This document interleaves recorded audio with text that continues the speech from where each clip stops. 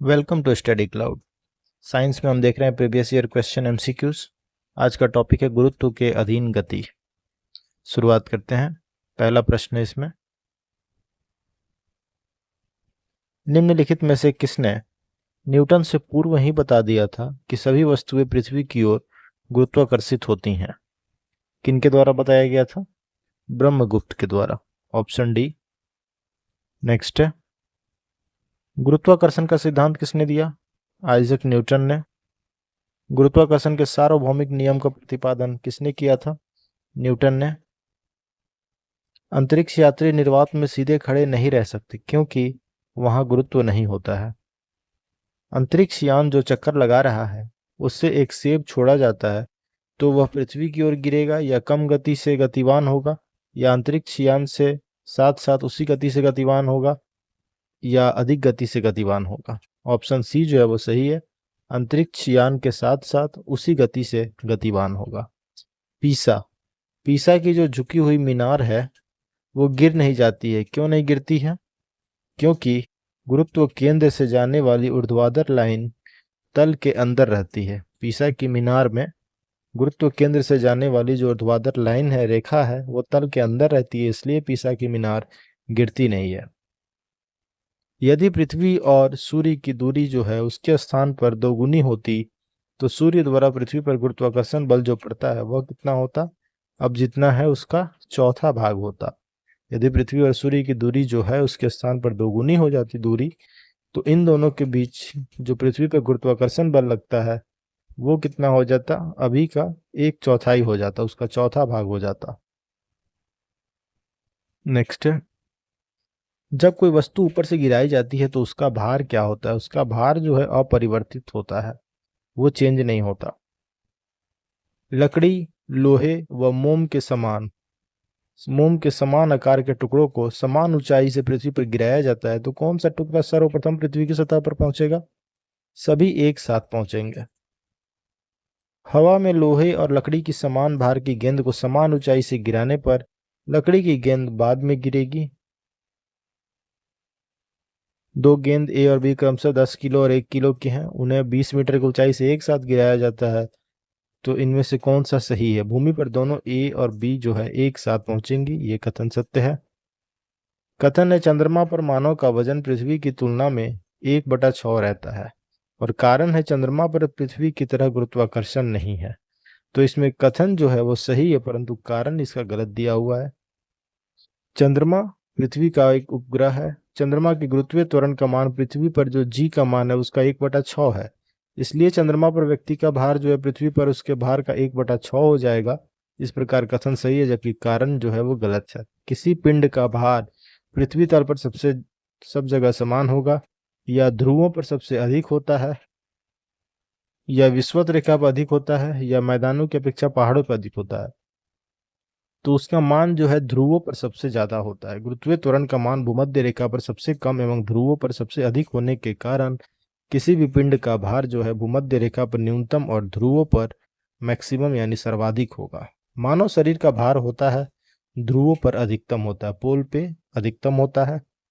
एक पिंड का अधिकतम भार निम्न में से किसमें होता है? हाइड्रोजन में। गुरुत्व के अधीन विरामावस्था से मुक्त रूप से गिरने वाली किसी कण के मामले में समय टी, टाइम और डिस्प्लेसमेंट का विवरण दिया हुआ है, तो इसमें से कौन सा ग्राफ जो है वो सही दर्शाता है इनके बीच के रिलेशन को? इनमें टी और डी का जो सही ग्राफ है वो है ऑप्शन ए। विरामावस्था से गुरुत्व बल के साथ स्वतंत्रता पूर्वक गिरते हुए पिंड के लिए एस का मान जो है डिस्टेंस ½ g² समीकरण उपयुक्त है, जो पाराबोला यानी परवलय का समीकरण है। अतः विकल्प ए जो है उसका रेखा चित्र सही प्रदर्शित करता है उनके बीच के रिलेशन को। एक चिकना आनत तल क्षैतिज के साथ थीटा डिग्री का एंगल बनाता है, उस पे आनत है जैसा कि दी गई आकृति में दिखाया गया एलिवेशन है थीटा डिग्री। एक पिंड विरामावस्था से प्रारंभ करके आनत पृष्ठ पर से नीचे की ओर फिसलता है। अधस्तल तक पिंड को पहुंचने में जो लगा हुआ समय है वो क्या होगा? 1/sin√2h/g। एक ऊंची इमारत से एक गेंद 9.8 मीटर पर सेकंड स्क्वायर के समान त्वरण के साथ गिराई जाती है। 3 सेकंड बाद उसका वेग क्या हो जाएगा? 3 सेकंड बाद उसका वेग हो जाएगा 29.4, 29.4 मीटर पर सेकंड उसका वेग होगा।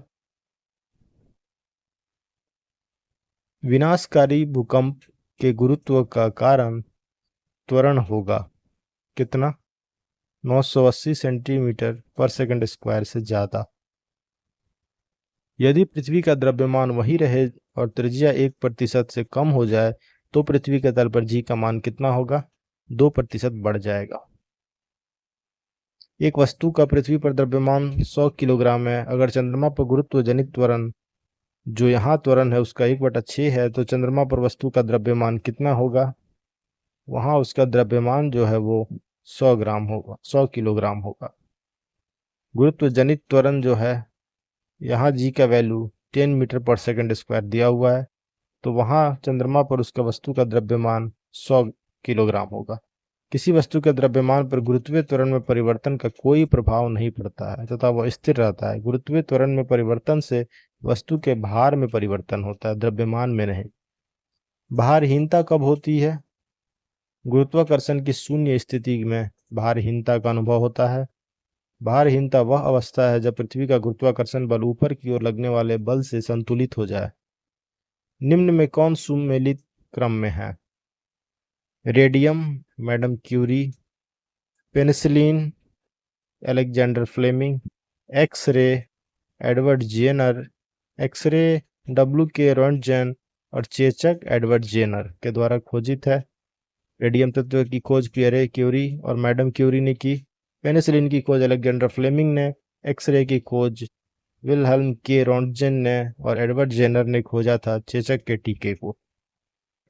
पृथ्वी अपने कक्ष में लगभग 4400 किलोमीटर प्रति घंटा की गति से घूमती है। इस तेज गति को हम अनुभव क्यों नहीं करते हैं? क्योंकि अपने कक्ष में पृथ्वी की गति की अपेक्षा में हमारी गति शून्य है। यदि पृथ्वी का गुरुत्वाकर्षण बल अचानक लुप्त हो जाता है तो कौन सा परिणाम सही होगा? वस्तु का भार जो है वो शून्य हो जाएगा परंतु द्रव्यमान तो वही रहेगा। पृथ्वी के चारों ओर परिक्रमा कर रहा कृत्रिम उपग्रह इसलिए पृथ्वी पर नीचे नहीं गिरता है क्योंकि पृथ्वी का जो आकर्षण है उसकी गति के लिए आवश्यक त्वरण प्रदान करता है। एक भू उपग्रह अपने कक्ष में निरंतर गति करता है। यह अभिकेंद्र बल के प्रभाव से होता है जो कि प्राप्त होता है पृथ्वी द्वारा उपग्रह पर लगने वाले गुरुत्वाकर्षण से। कृत्रिम उपग्रह पृथ्वी से सुस्पष्टता से ट्रैक किया जा सकता है। किसके द्वारा? डॉपलर इफेक्ट, डॉपलर प्रभाव के द्वारा उसे ट्रैक किया जा सकता है। अपने कक्ष में एक उपग्रह पृथ्वी के चक्कर लगाता रहता है। वह ऐसा निम्न में से किस कारण से करता है? केंद्राभिमुखी बल के द्वारा। प्रकृति के ज्ञात बलों को 4 वर्गों में विभाजित किया जा सकता है जैसे कि गुरुत्व बल, विद्युत चुंबकत्व बल, दुर्बल नाभिकीय बल और प्रबल नाभिकीय बल। उनके संदर्भ में निम्न कथनों में कौन सा है जो सही नहीं है? गुरुत्व चारों में सबसे प्रबल है, ये स्टेटमेंट जो है वो सही नहीं है। 4 आधारभूत बलों में गुरुत्वीय बल सबसे क्षीण बल है जबकि प्रबल नाभिकीय बल जो है समस्त मूलभूत बलों में प्रबलतम बल है। किसी लिफ्ट में बैठे हुए व्यक्ति को अपना भार कब अधिक मालूम पड़ेगा? जब लिफ्ट त्वरित गति से ऊपर की ओर जा रही हो।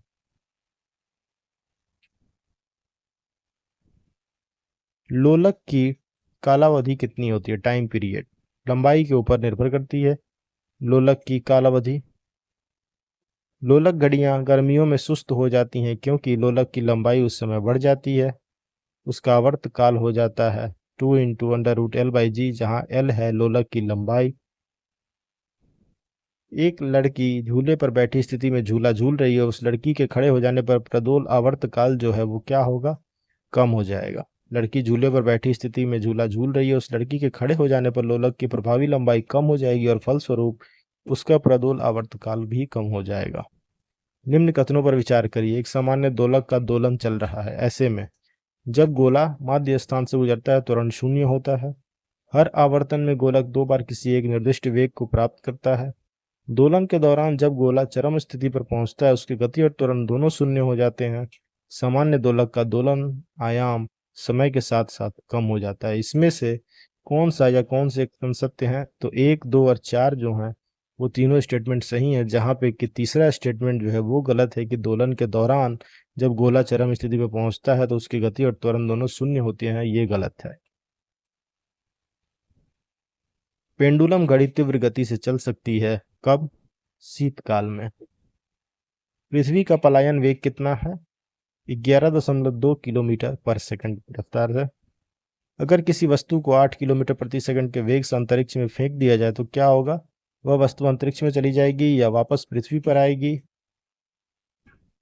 या पृथ्वी के चारों ओर कक्षा में परिक्रमा करेगी या फट जाएगी? तो वापस जो है वो पृथ्वी पर आ जाएगी, क्योंकि उसका जो एस्केप वेलोसिटी है, पलायन वेग 11.2 से कम है, इसलिए उसे वापस पृथ्वी पर आना होगा। वेग से अंतरिक्ष में फेंके जाने पर पृथ्वी के गुरुत्वाकर्षण बल के कारण वह वस्तु वापस पृथ्वी पर आ जाएगी।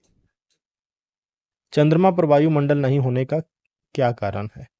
इस पर गैस अणुओं का जो पलायन वेग है उनके वर्ग माध्य मूल वेग से कम होता है, इसलिए वहां वायुमंडल नहीं है। नेक्स्ट टॉपिक देखेंगे स्थूल पदार्थों के गुण। Thanks for watching, keep supporting study cloud.